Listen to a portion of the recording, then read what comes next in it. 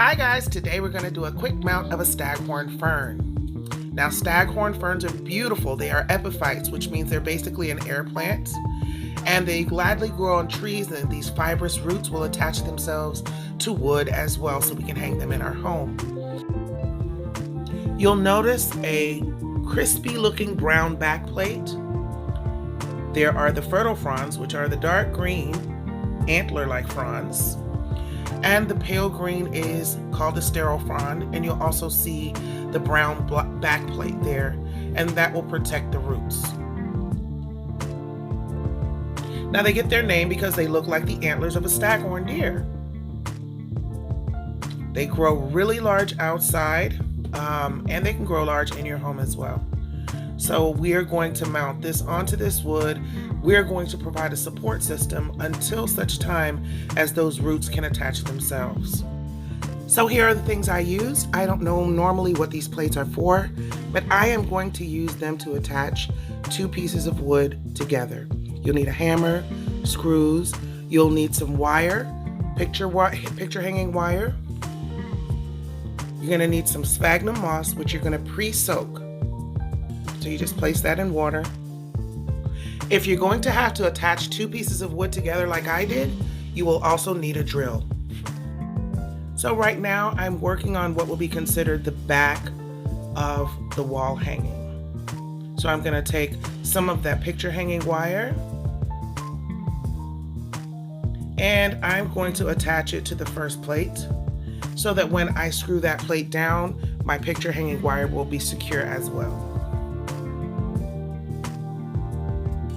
So if you find a piece of wood that is the size that you like, you can skip all of these steps. But I could not find a piece of wood that I liked, so I had to buy cedar from Lowe's. It came in an 8-foot long piece, and I had to get it cut down into 3 small pieces and then attach the piece so I can get the width that I wanted.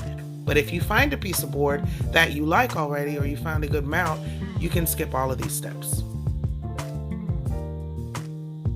So basically now I'm just attaching the first plate, and that will obviously be used to hang the mount onto the wall.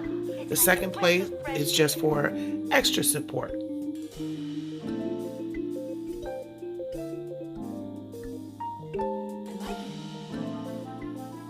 Now when you decide on which wood you're going to use, make sure you remember that this wood has to be soaked once per week. These plants like to dry out, but have their soaking once a week. So that wood will have to be a wood that can get wet and won't dry rot out. Did you say dry rot? I think it's wet. You know what I mean. So basically we're all set with the back, where I have attached these two pieces of wood together. So now I am going to place my fern in the position that I want it to be in. And I'm going to frame out that area while the plant is still in the pot with my brad nails or finishing nails. And what I mean is I want to frame out that area with the nails while it's in the pot, because I want the area to be slightly larger than the actual plant. Now you can use screws for this step if all you have are screws, but we're just creating a frame, and you'll see why in just a second. And that really takes like, I don't know, 1 minute to do. So I'll continue to build this frame out. And remember, your sphagnum moss is soaking in water while all of this is going on. Okay, so now we're gonna go ahead and remove the fern from the pot. We wanna remove as much of the soil as possible and expose those roots, and try to flatten the plant out, because we want to encourage those roots to attach as quickly as possible.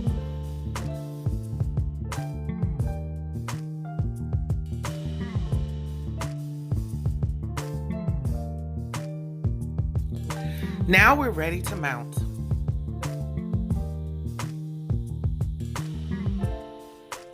So we are just going to take our fern with those roots kind of stretched out there, and we're going to place it inside our frame.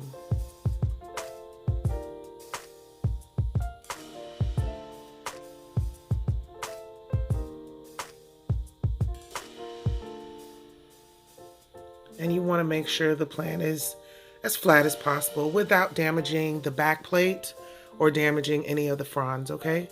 We're going to take our pre-moistened sphagnum moss because we don't want to get that root ball to dry out immediately. So we're going to take our sphagnum moss. You're going to want to wring it out a little bit so it's less messy.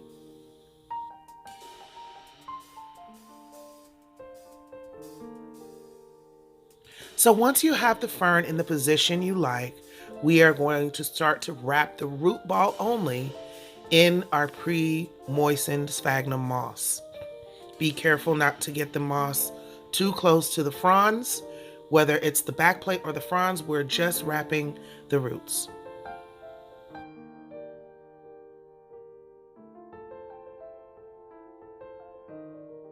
Now you're going to want to remove your mount from the wall once a week to water it, and you'll just soak the plant with water, then allow it to dry and put it back on the wall.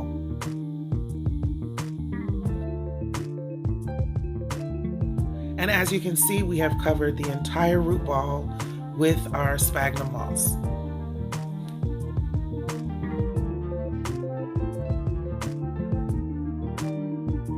So now we're going to take our monofilament, basic fishing wire, something that you have around the house, and we're going to now begin to secure the plant to the board. Now, as I said, eventually the roots will attach themselves. I've never removed one, but I've heard they attach and you really have to like cut it off of the board. But for now, until that time, we're just securing it. So you can create whichever pattern of wrapping that you'd like. I did a zigzag pattern, so I went from the right side of the board to the left side of the board, then from top to bottom. But make sure that you don't tie down any of the fronds. So you can use whichever pattern you want. And we're just securing it to the board without injuring any other parts of the plant.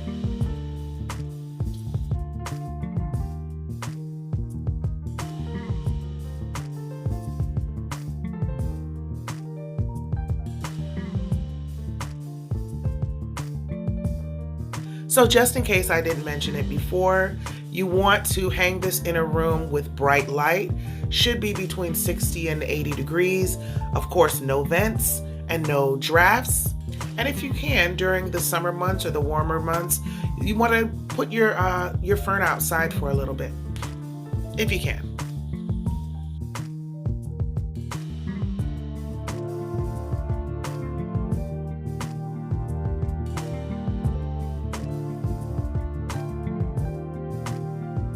So once you feel comfortable with the amount of monofilament that you used and the plant is secure, then that's pretty much it.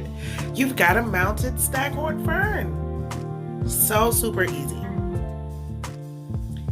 Now we will want to spray it with a little water and keep the root ball moist for now because we're not going to water it for another week.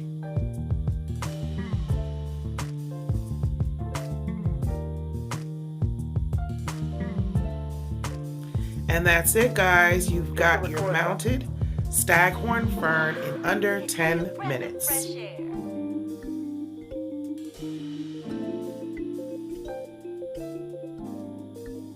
It's a beautiful addition to my dining room. I absolutely love it.